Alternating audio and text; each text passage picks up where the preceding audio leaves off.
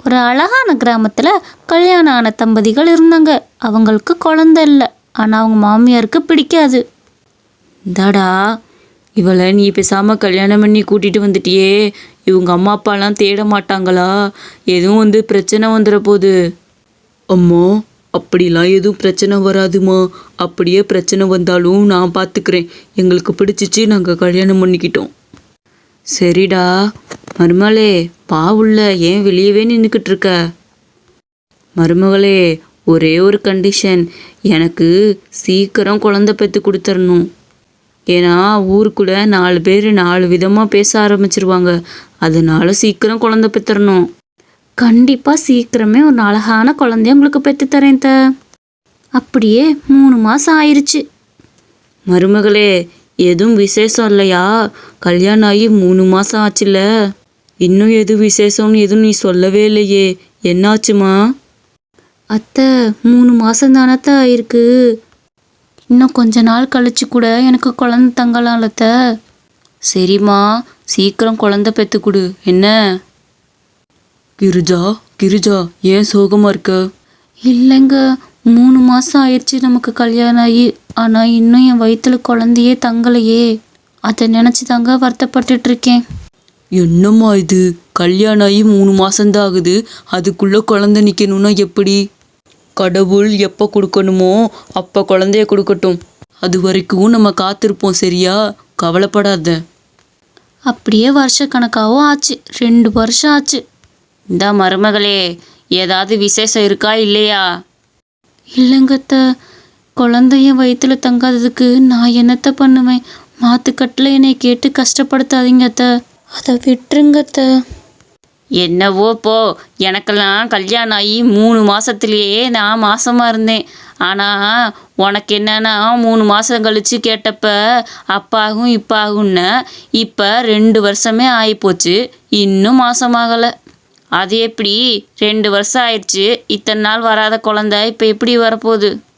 கேட்டால் இந்த விளக்கத்தை சொல்லி என் வாயை அடைச்சிட்றீங்க.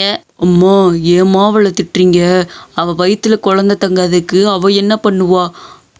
அது சரிடா, இவ்வளோ வியாக்கியானம் பேசுகிறல, அவளை ஒரு ஆஸ்பத்திரிக்கு கூட்டிகிட்டு போய் என்ன பிரச்சனைனாது கேட்கலாம்ல.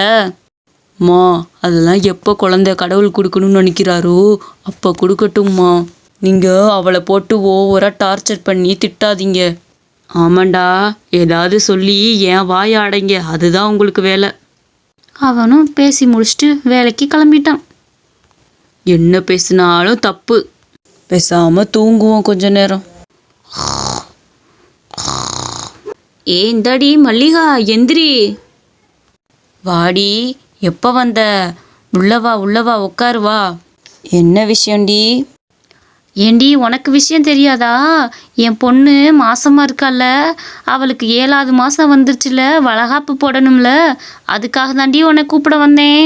பத்திரிக்கையெல்லாம் அடித்தாச்சு, உன்ட்டையும் கொடுத்துட்டு போயிடலான்ட்டு வந்தேன். நிச்சயமாக வந்துடணும். பரவாயில்லையே, அந்த பொண்ணுக்கு கல்யாணம் ஆகி 3 மாதம்தானே இருக்கும், அதுக்குள்ளே குழந்தை தங்கிருச்சு. என் வீட்லேயும் தான் ஒன்று இருக்கே, கல்யாணம் ஆகி தண்டத்துக்குன்னு கூட்டிகிட்டு வந்து வீட்டில் வச்சுருக்கான். அவளுக்கு கல்யாணம் ஆகியே 2 வருஷம் ஆக போகுது, இன்னும் அவள் வயிற்றுல ஒரு புழு பூச்சி கூட வரலடி. ஏதாவது கேட்க போனால் அதை இதுன்னு சொல்லி வாயடைச்சிட்றாங்க. போயும் ஒரு மலடியை கல்யாணம் பண்ணிட்டு வந்து வீட்டில் வச்சுருக்காண்டி. வீட்டில் குழந்தை குட்டின்னு ஓடி விளாண்டாதானே நமக்கும் சந்தோஷமாக இருக்கும். அதை சொன்னால் நம்ம பொல்லாதவளாக போயிடுறோம், என்ன பண்ணுறது? என்னடி சொல்கிற?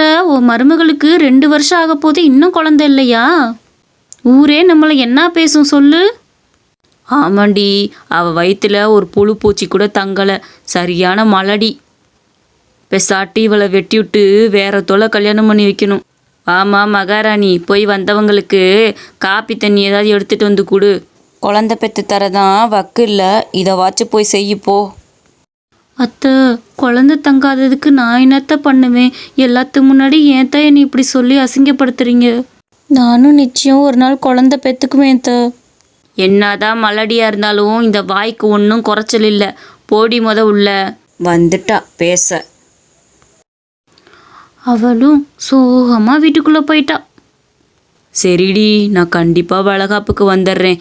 இவ பேச்ச பேசுனா நம்ம பேச்ச மறந்துட வேண்டியதான்.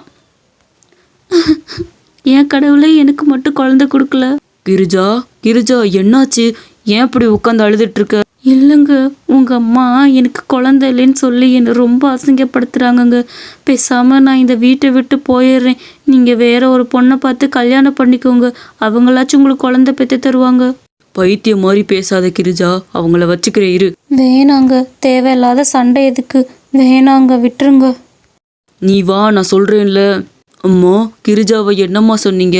அவளை ஏம்மா இப்படி மாத்துக்கட்டில் கஷ்டப்படுத்துறீங்க? அவள் வயிற்றுல குழந்தை தங்காததுக்கு அவள் என்ன பண்ண முடியும் சொல்லுங்க? ஏண்டா, ஒரு குடும்பத்துக்கு முக்கியமாக குழந்தை தாண்டா முக்கியம். அந்த குழந்தையே இல்லாதப்ப அவள் எதுக்கு நமக்கு?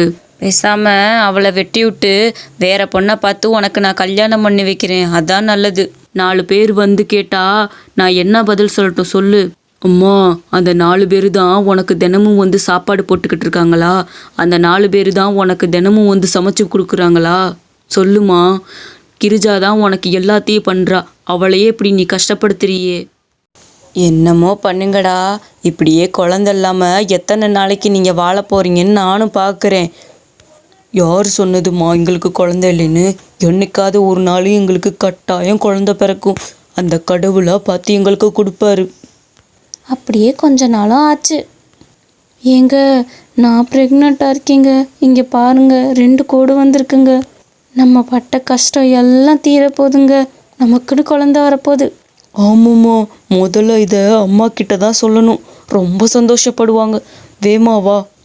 அம்மா, நான் சொன்னேல உன் மருமக மாசமாக இருக்காம்மா. அட, ரொம்ப சந்தோஷம்ப்பா. இத்தனை நாள் நான் பேசினதெல்லாம் மனசில் வச்சுக்காத மருமகளே. இனிமேல் நீ ரொம்ப சந்தோஷமாக இருக்கணும், சரியா?